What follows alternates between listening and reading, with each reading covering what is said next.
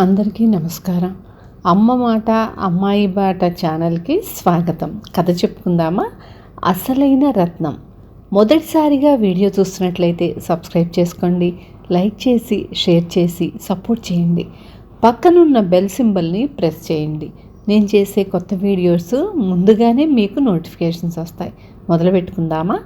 అసలైన రత్నం.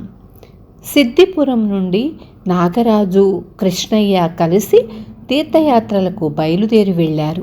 వారు గుర్రాల మీద ప్రయాణం చేస్తూ కాశీ వెళ్ళి విశ్వేశ్వరుణ్ణి దర్శించి ప్రయాగ వెళ్ళి త్రివేణి సంగమంలో స్నానం చేసి పీపాలతో గంగాజలం తీసుకుని తిరుగు ప్రయాణమయ్యారు.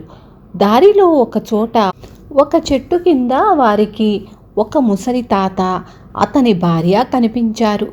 ఆమె వాళ్లను ఆపి, బాబు, నా భర్తకు కొంచెం గంగాజలం ఉంటే ఇప్పించండి అంది.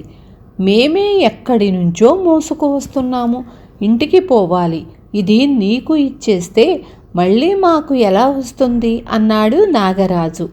కానీ కృష్ణయ్య తన పీపాను ఆమెకు ఇస్తూ, అమ్మా, దీన్ని మీ దగ్గర ఉంచుకోండి, ఇందులో ఉన్నది పవిత్ర గంగాజలం అన్నాడు. ఆమె ఆ పీపాను తీసుకుని ముసలివాడికి అందించింది. ఆయన ఆ గంగాజలాన్ని కొంచెం లోటాలో పోసుకొని తాగి శక్తి వచ్చినట్లు వెంటనే లేచి నిలబడి గుర్రం మీద ఉన్న కృష్ణయ్యను సమీపించి నమస్కారం చేసి, అయ్యా, నీకు స్వాగతం. ఈ దినం మీరు మా ఇంటికి అతిథులుగా దయచెయ్యాలి. నా పేరు విశాలగుప్తుడు. మా ఇంటి వద్ద మీకు అన్ని విషయాలు చెబుతాను అని నాగరాజు కేసి తిరిగి, మీరు కూడా రండి అన్నాడు. ఆశ్చర్యపోతూ కృష్ణయ్య, నాగరాజు విశాలగుప్తుడి వెంట వెళ్ళి ఒక అందమైన భవనాన్ని చేరుకున్నారు. అక్కడ విశాలగుప్తుడి సేవకులు చాలామంది ఉన్నారు. విశాలగుప్తుడి భార్యగా నటించిన మనిషి ఒక పరిచారిక అన్న సంగతి అక్కడ స్పష్టమయ్యింది. ఆ రాత్రి భోజనాలయ్యాక విశాలగుప్తుడు కృష్ణయ్యతో ఇలా అన్నాడు. నా తండ్రి ధనగుప్తుడు వర్తకం చేసి అంతులేని ధనాన్ని, రత్నాలను సంపాదించాడు. ఆయన చనిపోయే ముందు ప్రతి చైత్ర పూర్ణిమ నాడు ఒక సజ్జనుడికి ఒక రత్నం ఇవ్వమని కోరాడు. నేను ఏటా ఏదో ఒక వేషం వేసుకొని ఆ రోజు ఒక సజ్జనుడి కోసం వెతుకుతూ ఉంటాను.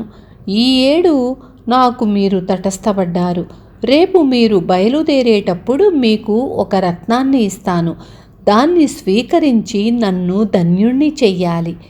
అనుకోని ఈ అదృష్టానికి కృష్ణయ్య ఆశ్చర్యపోగా, కృష్ణయ్య అదృష్టాన్ని చూసి నాగరాజు ఈర్ష్య చెందాడు. మర్నాడు బయలుదేరే ముందు విశాలగుప్తుడు ఒక రత్నం కృష్ణయ్యకు ఇచ్చి, మీరు సిద్దిపురం వెళుతున్నారు కదా, దారిలో నాగపురంలో పక్రాజ్ అనే రత్నవర్తకుడున్నాడు. అతను మీకు దాని న్యాయమైన వెల ఇస్తాడు అన్నాడు. విశాలగుప్తుడి వద్ద సెలవు పుచ్చుకొని ఇద్దరూ బయలుదేరారు. నాగరాజుకు ఆ రత్నాన్ని కాజేయాలని తీవ్రమైన కోరిక కలిగింది. తామిద్దరూ దారిలో ఒక సత్రంలో బస చేసి ఉండగా నాగరాజు కృష్ణయ్య వద్దనున్న రత్నాన్ని కాజేశాడు. రత్నం పోయిందని కృష్ణయ్య తెలుసుకొని తనతో చెప్పినప్పుడు నాగరాజు చాలా ఆశ్చర్యాన్ని కనపరిచి, అది దొరికిన దాకా ఈ ఊరు వదలరాదన్నాడు. ఈ ఊళ్ళో మనకు ఎవరు సహాయపడతారు? అది ఎలా వచ్చిందో అలానే పోయింది అన్నాడు కృష్ణయ్య. తరువాత వాళ్ళు నాగపురం చేరారు. కృష్ణయ్య పక్రాజును చూడబోదామన్నాడు. రత్నం కూడా పోయింది గదా, ఇంకా ఆయనతో ఏం పని అన్నాడు నాగరాజు. విశాలగుప్తుడి స్నేహితం ఇతని పరిచయంతో పూర్తి అవుతుంది కదా, రత్నం అమ్మటానికే వెళ్ళాలని ఏమిటి అన్నాడు కృష్ణయ్య. అయితే మీరు వెళ్ళిరండి, ఈలోపుగా నేను ఊరు చూసి వస్తాను అన్నాడు నాగరాజు. అతను తాను దొంగిలించిన రత్నంతో ఒక వర్తకుడి వద్దకు వెళ్ళి, ఈ రత్నం మీరు ఎంతకు కొంటారు అని అడిగాడు. ఆ వర్తకుడు దాన్ని చూస్తూనే, ఇది మీకు ఎలా వచ్చింది అని అడిగాడు.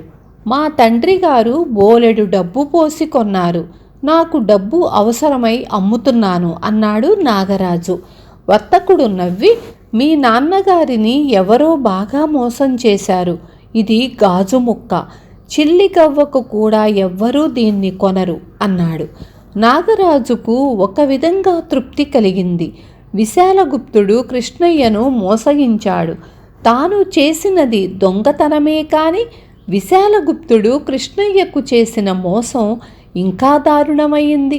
ఈ లోపల కృష్ణయ్య పక్రాజును కలుసుకొని తనకు విశాలగుప్తుడికి పరిచయం ఎలా అయినది చెప్పాడు. వెంటనే పక్రాజ్ అతనితో, మీరు విశాలగుప్తుడు ఇచ్చిన రత్నం నాకు ఇచ్చేసి దాని విలువ తీసుకోండి అన్నాడు. దాన్ని దారిలో ఎవరో దొంగిలించారు. నేను దాన్ని మీకు అమ్మటానికి రాలేదు. విశాలగుప్తుడి గారి మిత్రులని చూసిపోవచ్చాను అన్నాడు కృష్ణయ్య. తనకు విశాలగుప్తుడు రత్నం ఇచ్చిన సంగతి అతనికి ఎలా తెలిసిందా అని ఆశ్చర్యపడుతూ, మీ వెంట ఇంకొకరు కూడా ఉన్నారట కదా, ఆయన ఏడి అని పక్రాజ్ ఆత్రంగా అడిగాడు. ఊరు చూస్తానని వెళ్ళాడు అన్నాడు కృష్ణయ్య. వెంటనే పక్రాజ్ తన మనుషులిద్దరిని పిలిచి తమ భాషలో వాళ్లకు ఏదో చెప్పాడు. వాళ్ళు వెంటనే బయలుదేరి వెళ్ళి కొద్దిసేపట్లో నాగరాజును వెంటబెట్టుకొని వచ్చారు. పక్రాజ్ తన మనుషుల చేత నాగరాజును సోదా చేయించాడు. అతని వద్ద రత్నం దొరికింది. మీరు పోగొట్టుకున్న రత్నం ఇదేనా? విచారించకండి, ఇది గాజుపూస. ఇలాంటి వాడే మీ మిత్రుడు కూడా. ఇది అసలైన రత్నం అనుకొని దొంగిలించి ఈ ఊళ్ళో ఉన్న రెండో వర్తకుడికి అమ్మ చూపినట్టున్నాడు. అందుచేత నా మనుషులకు దొరికిపోయాడు. మీకు విశాలగుప్తుడు ఇస్తానన్న అసలు రత్నం నా వద్దకు ముందే చేరింది. దాని మూల్యం ఇప్పుడు నేను మీకు ఇవ్వను, మీ ఊరికి పంపుతాను. కానీ మీ మిత్రుణ్ణి న్యాయస్థానానికి పంపటం నా విధి అన్నాడు పక్రాజు కృష్ణయ్యతో. అందుకు నేను ఒప్పుకోను. దారి పొడుగునా నాతో కష్టసుఖాలన్నీ పంచుకున్నాడు. పైగా అతను కాజేసినది గాజుపూస అని మీరే అన్నారు కదా. నా రత్నంలో అతనికి సగం ఇవ్వబోతున్నాను. నా మీద దయ ఉంచి నా మిత్రుడి మీద దొంగతనం నేరం మోపకండి అని కృష్ణయ్య పక్రాజును వేడుకున్నాడు. సిద్ధిపురం చేరగానే కృష్ణయ్యకు రత్నం విలువ ముట్టింది. అందులో సగం నాగరాజుకు ఇయ్యబోతే, నేను చేసిన దుర్మార్గానికి నన్ను ఖైదు నుంచి కాపాడావు, అంతే చాలు అన్నాడు నాగరాజు కృష్ణయ్యతో. విన్నారు కదా. రేపు మళ్ళీ ఇంకొక మంచి కథతో మీ ముందుకొస్తాను.